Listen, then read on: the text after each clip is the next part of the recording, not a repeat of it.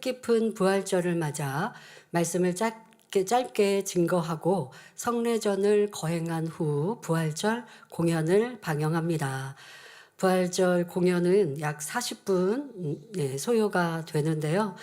큰 은혜의 시간이 될 줄 믿습니다.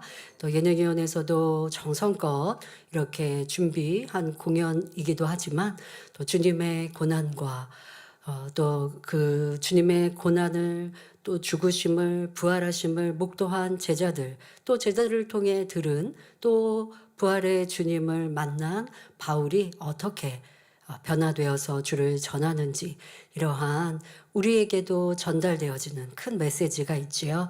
여러분들이 큰 은혜의 시간 되실 겁니다. 그러니 저녁 예배 성찬식까지 하시고 오늘 예배 다 끝났다 하고 이 GCN 방송 끄시지 마시고 끝까지 함께 공연 동참하셔서 여러분들에게 한량 없는 은혜가 넘치시길 기원합니다. 오늘 저와 여러분이 맞이한 부활절은 모든 하나님의 자녀들에게 있어서 참으로 뜻깊은 날이 아닐 수 없습니다. 우리를 대신해 십자가 고난과 죽임을 당하신 예수님께서 3일 만에 부활하셨기에 주를 믿는 우리가 하나님의 자녀가 되었고 지옥의 형벌에서 벗어나 영원한 생명을 얻었기 때문입니다. 더구나 만민의 성도님들은 인간을 경작하시는 하나님의 사랑을 알고 가장 아름다운 천국 새 예루살렘을 소망하며 넘치는 영생의 기쁨으로 전진하고 있으니 그 사랑을 무엇으로 다 표현하겠는지요. 하늘을 두루마리 삼고 바다를 먹물 삼는다 해도 우리를 향하신 아버지 하나님의 사랑을 다 기록할 수 없습니다. 그런데 여기서 우리가 잊지 말고 늘 기억해야 할 한 가지 중요한 사실이 있습니다. 바로 하나님의 사랑을 깨달았다면 또한 주님의 부활과 승천, 다시 오시마 약속하신 재림을 믿는다면 인자의 살과 피를 열심히 먹고 마심으로 하나님의 참 자녀로 나와야 한다는 것입니다. 여러분들은 부활의 믿음, 소망 있으십니다. 그런데 그것이 왜 사라지고 흐려졌을까요? 그러니까 나는 예전에는 부활절 맞으면 너무 행복했고 그리고 나도 부활한다. 영원토록 천국에서 산다. 이 믿음이 확고하고 충만했는데 때로는 어떤 상황과 어떤 시간의 흐름에 따라 그 소망이 조금 흐려지거나 어떨 때는 믿어지는데 어떨 때는 영원토록 죽지 않고 살아? 라고 갸우뚱한다면 이것은 참 믿음이 아닙니다. 왜 이렇게 변질되고 왜 이렇게 흐려질까요? 지금 오늘 말씀드릴 인자의 살과 피를 힘써 먹고 마시지 않았기 때문입니다. 여러분, 사람이 태어나서 어머니의 젖을 먹고 아니면 분유를 먹고 성장을 합니다. 그러다가 이제 어느 정도 크면 밥을 먹지요. 밥을 먹어서 건장한 건강한 자녀로 성장을 했어도 하루 이틀 3일 밥 안 먹으면 기운 없어요. 아니 한 끼 안 먹어도 기운 없죠. 우리는 금식 하나님의 능력으로 금식하니까 3일 금식도 하면서 부르짖어 기도하고 20일을 금식하시면서도 부르짖어 기도한 우리 사랑하는 원장님 기억하실 텐데요. 하나님의 은혜 능력이 아니면 그냥 굶는다 하면 한 끼 먹어도 기운 없어가지고 엄마 나 배고파 나 기운 없어요 이럴걸요. 그럼 우리 영혼은요? 우리 영혼도 마찬가지입니다. 우리 영혼도 인자의 살과 피를 계속 먹고 마시고 하지 않으면 내 안에 생명이 있다가도 없어지는 거죠. 왜 내 안에서 성령 충만함을 잃고 참 믿음과 소망이 사라졌는지를 오늘 말씀을 통해서 다시 한번 깨우치시길 바랍니다. 내 안에 인자의 살과 피를 계속 먹고 마시면서 이룬다면 영생이 있으나 그러나 그 작업을 하지 않으면 생명이 떠나가고 생명의 불씨가 점점점 줄어들다가 결국 영원한 사망인 지옥으로도 갈 수 있습니다. 그러니 오늘 부활절을 맞아 독생자까지 아끼지 않고 내어주신 아버지 하나님의 은혜와 사랑을 마음 깊이 새기며 성찬식을 통해 주님의 희생과 사랑에 보답하는 참 자녀가 되기 위해 어떻게 해야 하는지 온전히 깨달아 기쁨으로 행하는 복된 성도님들이 되시길 바랍니다. 사랑하는 성도 여러분, 우리 예수님께서는 본문 말씀에 인자, 곧 예수님의 살과 피를 각각 참된 양식과 참된 음료에 비유하여 영생에 이르는 길을 알려주셨습니다. 요한복음 6장 51절에 나는 하늘로서 내려온 산떡이니 사람이 이 떡을 먹으면 영생하리라. 나의 줄 떡은 곧 세상의 생명을 위한 내 살이로라 하셨습니다. 이제 거행할 성찬식에서 우리가 먹을 떡은, 여기서 떡 하니까 빵 먹는데요? 이러지 마시고. 네. 예. 예수님 시대에도 이게 떡이든 빵이든 어떤 밀가루로 만들었든 뭐 아니면 뭐 쌀가루로 만들었든 지금 여러분 우리가 이렇게 성경에 표현한 대로 떡이다라고 그렇게 표현을 하면 빵이어도 그냥 그렇게 이해하시면 되겠습니다. 예, 그거 가지고 또 이거 또 우리 학생들 난 빵 먹었는데 그러지 마시고 빵 먹은 거 아니고 주님의 살 먹는 거예요, 오늘. 네. 그 주님의 살을 의미한 우리 이 빵 조각 또 떡을 이렇게 뗄 텐데요. 이것은 참된 양식, 바로 우리 예수님의 살을 상징합니다. 그러면 우리는 참된 양식으로 비유하신 예수님의 살을 어떻게 먹을 수 있을까요? 자, 지금 여러분들은 이 빵 조각 먹는다고 생명이 된다는 거예요? 그거 아닙니다. 이 빵 조각, 이 떡에서 담긴 영적인 의미를 깨우쳐서 그것을 먹으라는 거예요. 자, 그 영적인 예수님의 살의 영적인 의미, 또 그 살을 먹는 것은 무엇인지 설명합니다. 요한복음 1장 1절에 말씀은 곧 하나님이시니라 했고, 요한복음 1장 14절에 말씀이 육신이 되어 우리 가운데 거하심에 했으니 말씀이신 하나님께서 사람의 모양으로 이 땅에 오신 분이 바로 예수님이십니다. 또 예수님께서는 요한복음 14장 6절에서 친히 내가 곧 길이요 진리요 생명이라 말씀하셨으니 예수님의 살은 바로 하나님의 말씀을 뜻하지요. 따라서 우리가 예수님의 살을 먹으려면 성경 66권에 기록된 하나님의 말씀을 마음의 양식 삼아야 하며 그럴 때 영생에 이를 수 있는 것입니다. 자, 성찬식을 통해 떡 한 조각을 먹지만 그것으로 생명에 이르는 것이 아니라 이 떡에 담긴 영적인 의미, 바로 이 떡은 예수님의 살인데 그 예수님의 살은 성경 66권 하나님의 말씀을 의미하는 것이고 이 떡을 먹는 영적인 행위는 바로 이 말씀을 내 마음에 양식 삼는 것이다 하신 것을 깨달아 지켜 행할 때의 영생이 임하는 것입니다. 자, 그런데 하나님의 말씀을 마음에 양식 삼는 것은 단순히 말씀을 외워서 달달 암송하고 지식으로 머리에 쌓는 것이 아닙니다. 말씀을 주야로 묵상하며 마음 깊이 새기고 그 말씀으로 비진리와 죄악을 벗고 영으로 일구는 것을 뜻하지요. 여러분, 말씀을, 이 성경을 어떤 분들은 크리스찬 중에서 그래도 감사하게 1년 동안 십독했다. 이 얼마나 참 복된 일입니까? 그런데 성경을 읽는다고 할지라도 지식적으로만 양식 삼으면 내 안에 영생이 되지 않습니다. 그래서 떡을 먹는다는 의미가 말씀을 마음의 양식 삼으라고 한 거죠. 마음의 양식 삼는다는 것은 말씀을 읽고 또 듣고 그 안에 하나님의 마음과 뜻을 깨닫는 거예요. 예를 들어 항상 기뻐하라, 쉬지 말고 기도하라, 범사에 감사하라. 크리스찬이라면 이거 웬만한 성도들은 압니다. 항상 기뻐하라 하시는, 더도 우리 만민의 성도라면 항상 기뻐하라 하시는 건 어느 때도 힘들고 어려워도 구원받음에 기뻐하고 감사한다는 의미가 있어. 자, 이것을 머리로 아는 것과 마음에 그 의미를 담았다면 힘들고 어려울 때 그래 항상 기뻐하라 하셨으니까 지금 내가 좀 힘들어도 누가 나를 괴롭게 해도 기뻐해야 돼. 나는 하나님 아들 딸이니까 충분히 기뻐하고 감사할 수 있어. 그리고 내가 기뻐하고 감사할 때 원수까지도 화목해 하신 하나님의 은혜가 임할 수 있어. 이런 사람, 그렇게 해서 내가 기쁨을 잃고 감사를 잃어버리고 짜증하고 불평하고 있는 자신을 발견하고 그러면 안 돼. 이제 기뻐하고 감사해야지 라고 생각을 바꾸고 마음에 다짐하는 것, 이게 그래도 마음의 양식을 삼아가는 사람의 기본적인 행함이죠.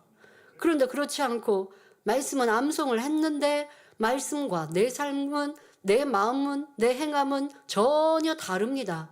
그런 사람은 머리에 있는 것이지 마음의 양식 삼은 것이 아닙니다.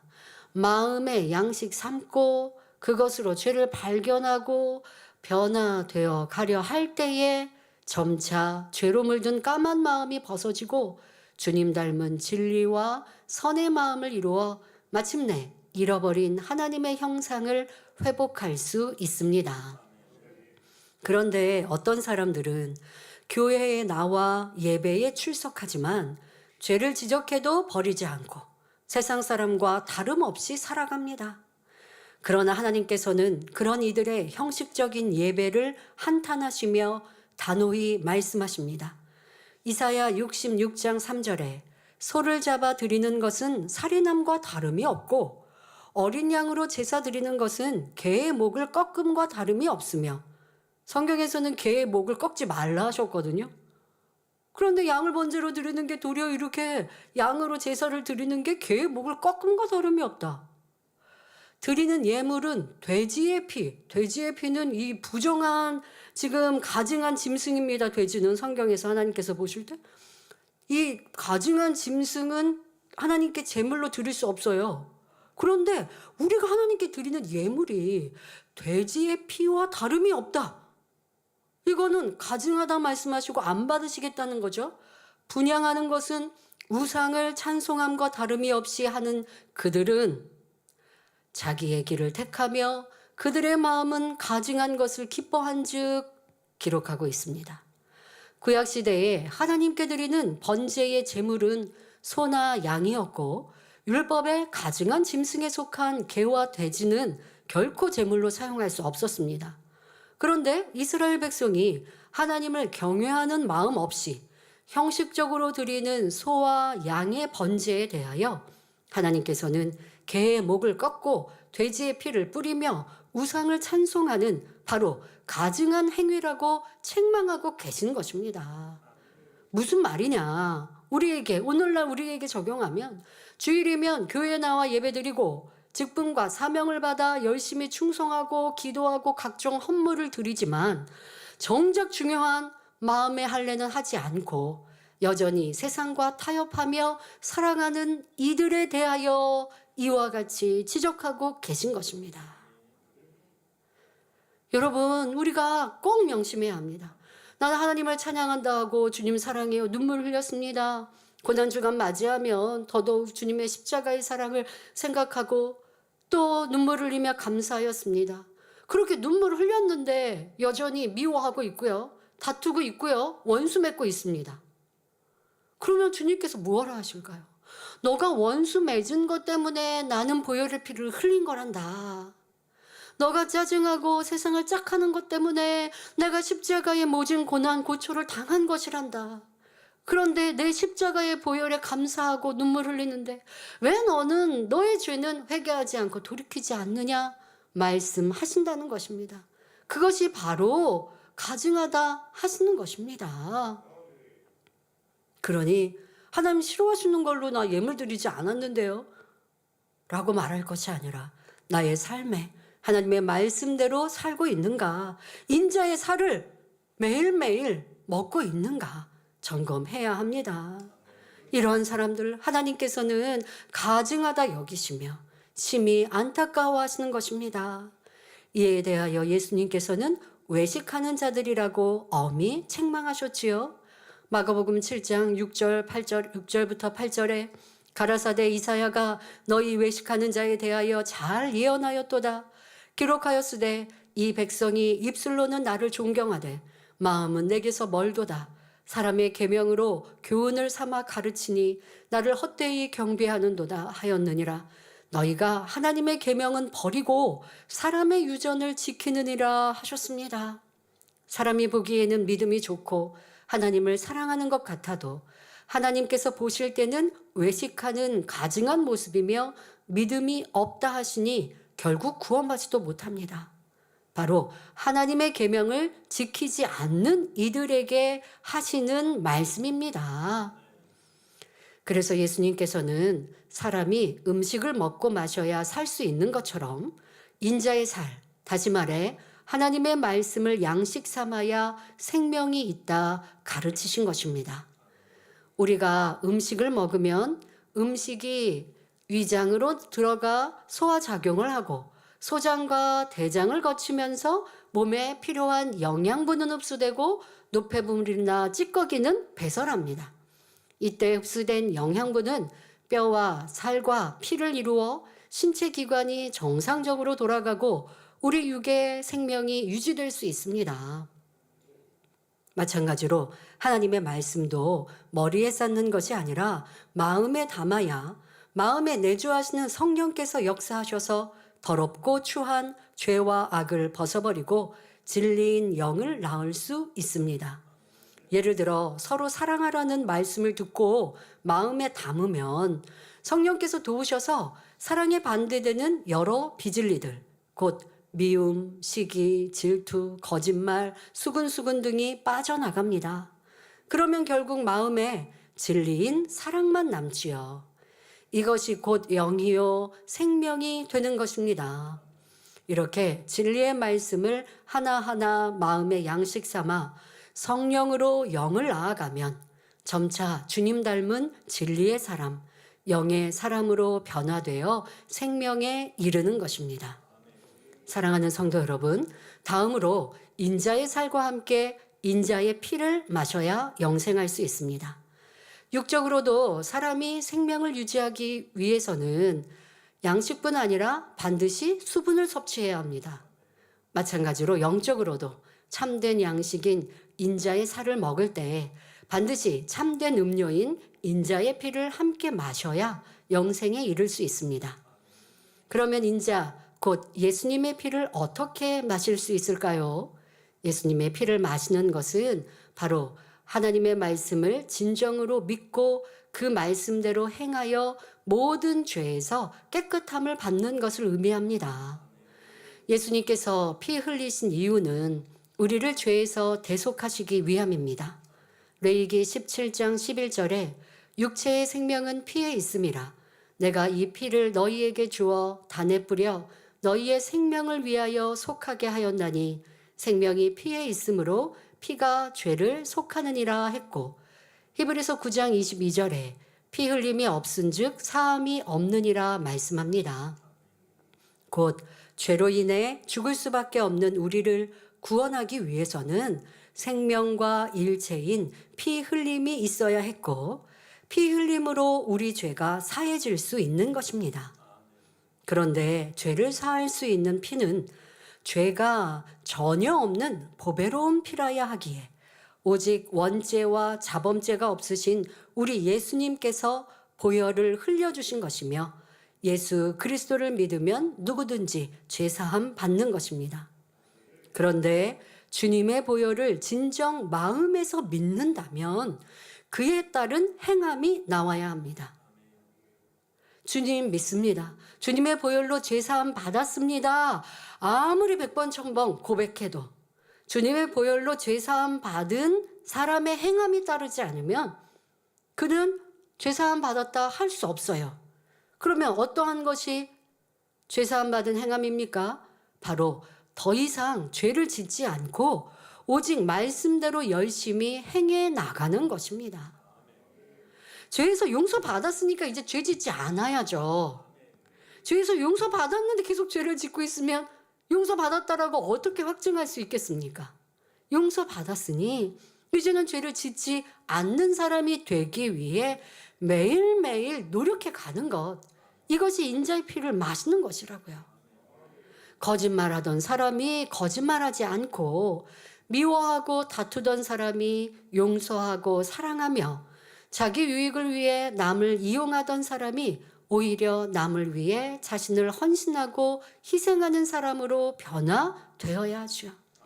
바로 이렇게 열심히 말씀대로 행해 나갈 때에 인자의 피를 마시는 것이며, 하나님께서는 이런 사람의 죄에 대하여 그 아들 예수의 피로 깨끗하게 씻어 주시는 것입니다.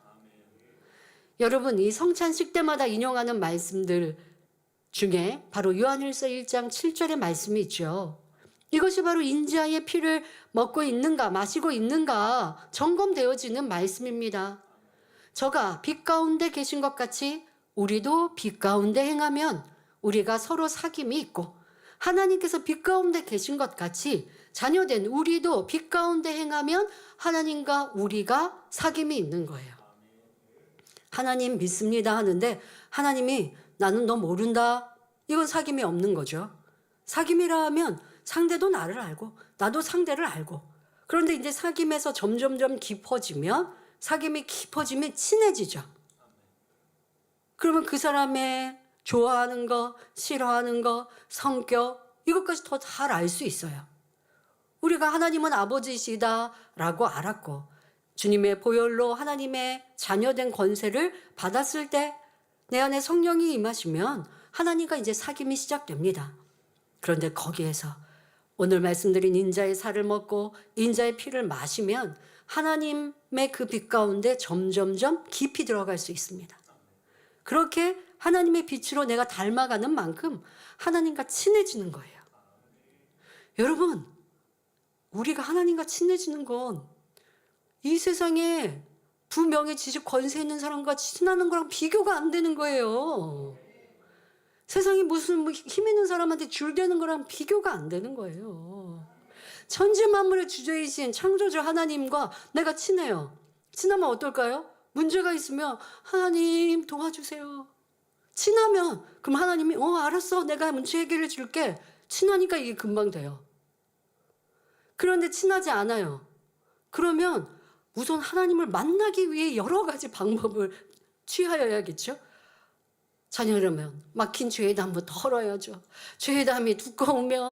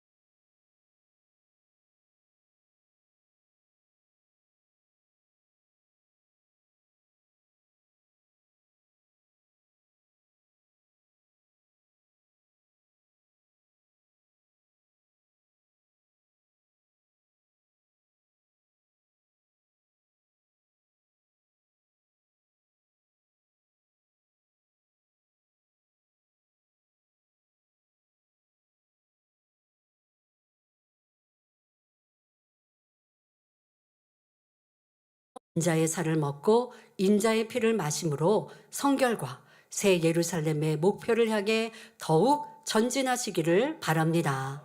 결론을 말씀드립니다. 사랑하는 성도 여러분, 예수님께서 친히 성찬식을 제정하시고 이를 기념하라 명하신 이유는 성도들이 성찬식에 참여하여 우리를 죄 가운데서 구원하신 하나님의 사랑과 우리를 위해 화목제물이 되어주신 주님의 은혜를 기억하고 영원히 간직하게 하시기 위함입니다.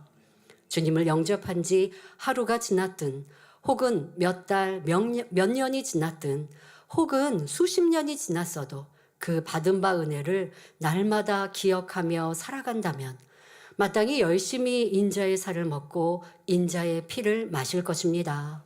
왜냐하면 이것이 곧 우리를 위해 독생자를 주신 아버지 하나님의 크신 사랑과 자기 생명을 아낌없이 주신 주님의 은혜를 보답하는 확실한 길이기 때문입니다.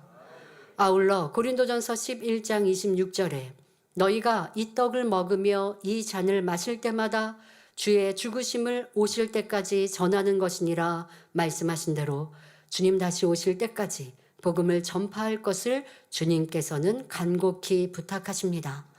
그러므로 구원의 복된 소식과 성결의 말씀을 우리만 알고 만족하는 것이 아니라 이 땅의 많은 사람에게 전파해야 할 사명이 우리에게 있습니다. 그러므로 사랑하는 성도님들은 하나님을 향한 뜨거운 사랑을 품고 열심히 전도하여 수많은 영혼을 구원의 길로 인도하시기를 바랍니다. 그리하여 주님의 목마름을 채우고 그 핏값을 찾아드림으로 천국의 빛나는 자리에 들어가시기를 주님의 이름으로 축원합니다. 말씀 삼가하시면서 함께 기도하겠습니다. 좋으신 아버지 하나님,